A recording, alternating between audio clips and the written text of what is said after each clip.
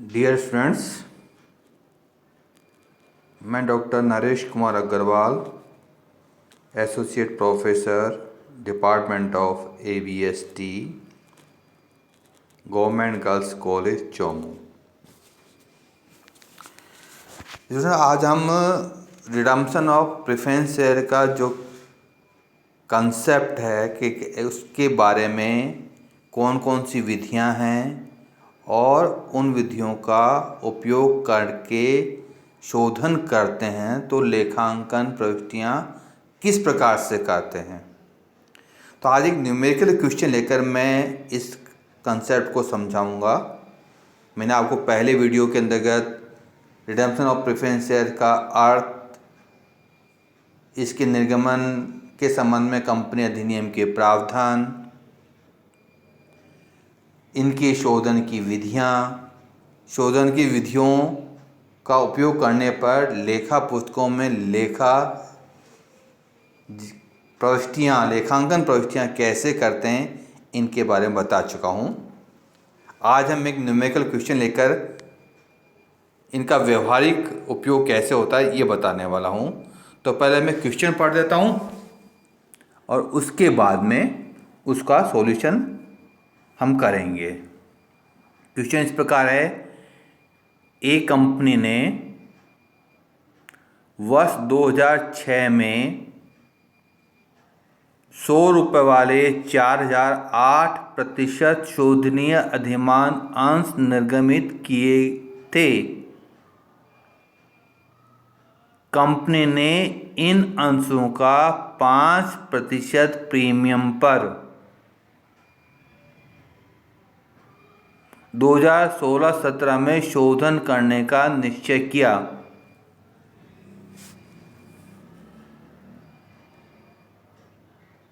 इस कार्य के लिए कंपनी निम्नलिखित निर्गमन करती है।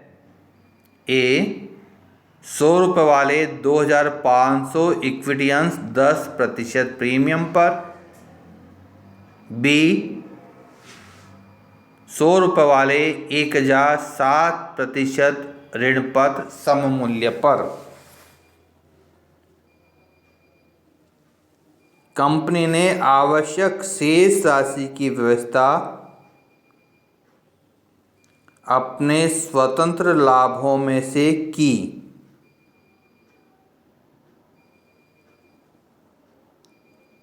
अपने कारण देते हुए बताइए कि पूंजी शोधन संचय खाते में कितनी राशि स्थानांतरित की जाएगी। अधिमान अंशों के शोधन पर चुकाए जाने वाली प्रीमियम की आप किस प्रकार से व्यवस्था करेंगे। यदि कंपनी अधिनियम 2013 की धारा 55 के अंतर्गत कंपनी भारतीय लेखा मानक के अंतर्गत अधिसूचित है, कंपनी 2013 की धारा 55 के अंतर्गत भारतीय लेखा मानक में अधिसूचित नहीं है। शोधन के संबंध में आवश्यक जर्नल प्रविष्टियां दीजिए।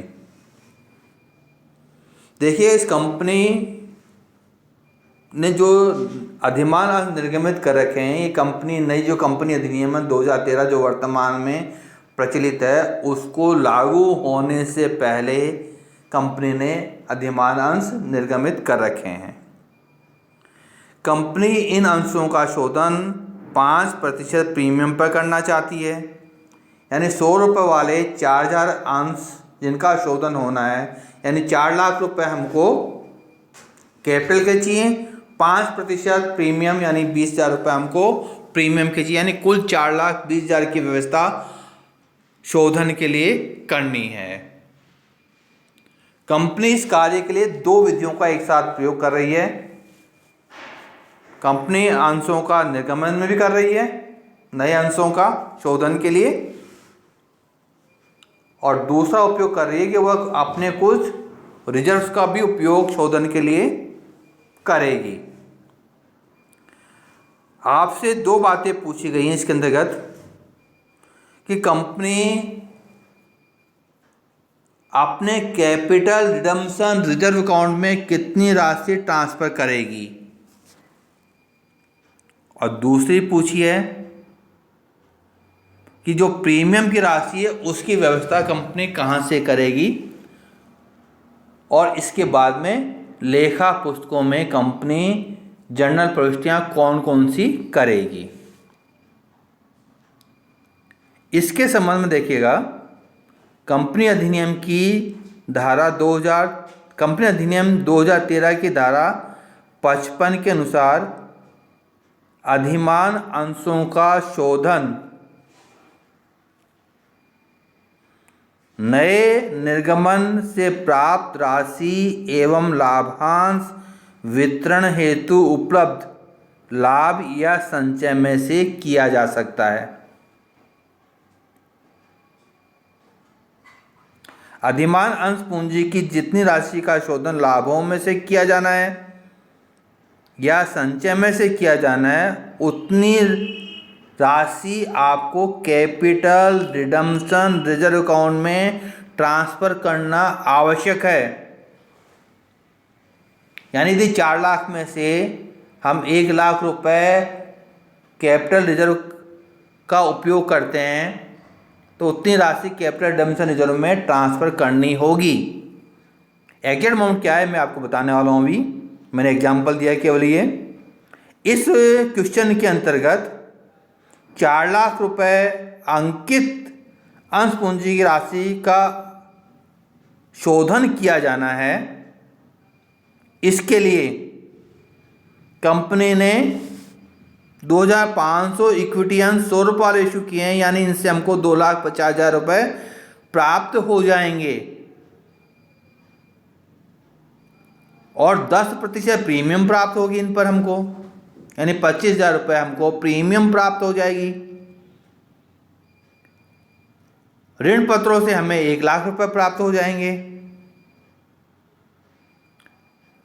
अब कंपनी कितनी राशि कैपिटल रिडम्पशन रिजर्व में ट्रांसफर करे, तो ये ध्यान रखिएगा, कंपनी ने नए कितने अंश निर्गमित किए हैं, ऋण पत्र नहीं, जितने नए अंश निर्गमित किए हैं उसकी पूंजी राशि कितनी है विदाउट प्रीमियम।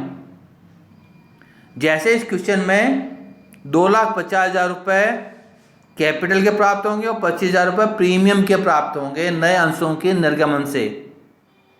तो हमको यहाँ पे 2,50,000 रुपये पूंजी के हैं, उसको ध्यान में रखना है कि हम कितनी राशि कैपिटल रिडम्पशन रिजर्व में ट्रांसफर करें।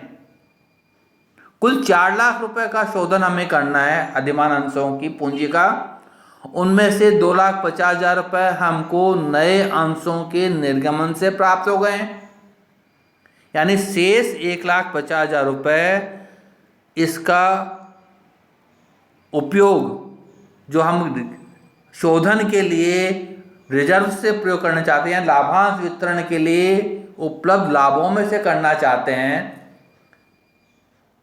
उतनी राशि कैपिटल रिडम्पशन रिजर्व में ट्रांसफर की जाएगी। यानी 1,50,000 रुपये ये राशि कैपिटल रिडम्पशन रिजर्व में से ट्रांसफर की जाएगी। इसके लिए कंपनी अपने पास उपलब्ध रिजर्व या प्रॉफिट लॉस अकाउंट के क्रेडिट बैलेंस का उपयोग करेगी। ये भी ध्यान रखिएगा, यदि कंपनी किसी संपत्ति को बेचकर, नए अंश नहीं, संपत्ति को बेचकर शोधन के लिए राशि प्राप्त करती है तो हमें उतनी राशि कैपिटल रिडम्पशन रिजर्व में ट्रांसफर करना आवश्यक है। जैसे इस उदाहरण में यदि कंपनी नए अंश निर्गमित नहीं करती, पूरे 4 लाख रुपए वह अपनी व्यवस्था से अपनी संपत्तियों को बेचकर इनका शोधन करती, तो हमें 4 लाख रुपए यह कैपिटल रिडम्पशन रिजर्व में ट्रांसफ़र करने होते। लेकिन चूंकि इस क्वेश्चन के अंतर्गत नए अंश निर्गमित किए हैं 2.5 लाख के और शेष 1,50,000 रुपये हम कैपिटल रिडम्पशन रिजर्व में ट्रांसफ़र करेंगे, जो प्रॉफिट एंड लॉस या रिजर्व हमारे पास में लाभांश वितरण के लिए उपलब्ध हैं। तो दूसरी बात पूछी है इस क्वेश्चन के अंतर्गत कि जो प्रीमियम चुकाना हमें 20,000 रुपये, देखिए इस कंपनी का जो निर्गमन है इन अंशों का जिनका शोधन करना है हमें, ये कंपनी अधिनियम 2013 के लागू होने से पहले ही अंश निर्गमित किए जा चुके हैं। इसलिए जो अंश प्रीमियम का बैलेंस हमारे पास में, उसका उपयोग जो हम प्रीमियम पर शोधन करने वाले हैं उसके लिए उपयोग किया जा सकता है। यानी 20,000 रुपये 25,000 रुपये हमें प्राप्त होंगे, तो 20,000 रुपये हम उपयोग कर सकते हैं प्रीमियम के भुगतान के लिए। अब हम जर्नल एंट्री क्या करेंगे in the books of company. तो पहली जर्नल एंट्री होगी हमारी जो नए अंश और ऋण पत्र निर्गमित किए हैं उनके संदर्भ में। Bank account debit to equity share application and allotment to debenture application and allotment. हमने 2,500 अंश निर्गमित किए हैं, समतांश हमारे, तो 2,500 इंटू कितनी राशि मांगी है हमने, 100 रुपये वाले अंश हैं, 10% प्रीमियम माने 110 रुपये मांगे, तो हमको 2,75,000 रुपये बैंक से प्राप्त होंगे। डिबेंचर 100 रुपये वाले 1,000 डिबेंचर इशू किए हमको, तो हमको 1,00,000 रुपये प्राप्त होंगे। तो इक्विटी से एप्लीकेशन अलॉटमेंट में 2,75,000 रुपये राशि, डिबेंचर एप्लीकेशन अलॉटमेंट में 1,00,000 राशि, कुल बैंक से 3,75,000 रुपये प्राप्त होंगे, बैंक को डेबिट करेंगे। दूसरी एंट्री होगी कि एप्लीकेशन पर जो राशि प्राप्त हुई उसको संबंधित कैपिटल अकाउंट या डिबेंचर अकाउंट में, डिबेंचर कैपिटल में ट्रांसफर कर दें हम। तो equity share application allotment account debit to equity share capital account to security premium. तो प्रीमियम जो 25,000 रुपये प्राप्त हुई है वो प्रीमियम के सामने लिख दीजिएगा, 2,50,000 रुपये कैपिटल के सामने लिख दीजिएगा, और इक्विटी शेयर अलॉटमेंट जो हमने क्रेडिट कर रखा है 2,75,000 से, वो पूरी राशि अब 2,75,000 से डेबिट हो जाएगी। इसी प्रकार debenture application allotment account debit to debenture, इसमें डिबेंचर की राशि ट्रांसफर कर दीजिएगा। तो ये 7% डिबेंचर हमारे पास में, तो इसका मतलब 7% हमको इंटरेस्ट पेमेंट करना है। ये राशि 1,00,000 रुपये होगी, 1,00,000 रुपये से एंट्री कर देंगे हम। अब हमको जो प्रीमियम चुकानी है प्रेफरेंस शेयर पर और कैपिटल रिडम्पशन रिजर्व में जो राशि ट्रांसफर करनी है उनसे संबंधित जर्नल एंट्री करनी है। तो security premium account debit to premium on redemption of preference share, premium 20,000 की चुकानी है हमको रिडम्पशन पर, तो 20,000 रुपये से एंट्री कर दीजिएगा। हमारे पास 25,000 का बैलेंस था, 5,000 रुपये अभी भी हमारे पास में सिक्योरिटी प्रीमियम के शेष रहेंगे। अब जितनी राशि हमें कैपिटल रिडम्पशन रिजर्व में ट्रांसफर करनी है वह अमाउंट हमने कैलकुलेट कर रखी है 1,50,000 रुपये। तो 1,50,000 से एंट्री कीजिएगा profit and loss account debit to capital redemption reserve. Profit and loss account के अलावा यदि किसी रिजर्व का प्रयोग किया हमने तो रिजर्व का नाम लिख दीजिएगा, प्रश्न में से कोई स्पष्ट सूचना नहीं है, इसलिए profit loss account debit to capital redemption reserve 1,50,000 रुपये से। अब हम जर्नल एंट्री करेंगे, हम भुगतान की एंट्री करेंगे प्रेफरेंस शेयर होल्डर्स को। अब भुगतान कर दीजिएगा, जो 4,20,000 का भुगतान करना है, 4,00,000 रुपये कैपिटल का, 20,000 रुपये प्रीमियम का, इनकी व्यवस्था हो चुकी है हमारे पास में। 2,50,000 रुपये के हमने नए अंश निगमित कर लिए हैं, 1,50,000 रुपये हमने कैपिटल रिडम्पशन रिजर्व में प्रॉफिट से ट्रांसफर कर दिए हैं। अब हमारे पास पूरे 4,00,000 की व्यवस्था हो गई है, 20,000 की प्रीमियम की व्यवस्था सिक्योरिटी प्रीमियम से कर ली है। तो भुगतान की एंट्री अब कर दीजिएगा, और भुगतान की एंट्री होगी redeemable preference share capital account debit to preference share holder. 4,20,000 से हम इसके 2 एंट्री करने के सामने एक एंट्री कर सकते हैं जो मैंने यहाँ पर की है। Redeemable preference share capital account debit 4,00,000 रुपये से, premium on redemption of preference share account ये 20,000 से, टू बैंक 4,20,000। जो 2 एंट्रियाँ मैं बताने वाला हूँ वो 2 एंट्रियाँ भी कर सकते हैं। पहले उतनी राशि प्रेफरेंस शेयर आप होल्डर को डेबिट क्रेडिट कीजिएगा, और फिर preference share holder account debit to bank ये क्रेडिट कीजिएगा। हम दोनों के स्थान पर मैंने एक जनरल एंट्री कर दी यहाँ पर, रिडीमेबल प्रेफरेंस शेयर कैपिटल 4,00,000 से, प्रीमियम और रिडम्पशन ऑफ प्रेफरेंस शेयर 20,000 से, और टू बैंक 4,20,000। 4,20,000 का भुगतान करना था, 4,20,000 का भुगतान हमने कर दिया है। इस प्रकार एक ही क्वेश्चन में दो विधियों का प्रयोग किया और दोनों के संबंध में जर्नल एंट्री हमने की है।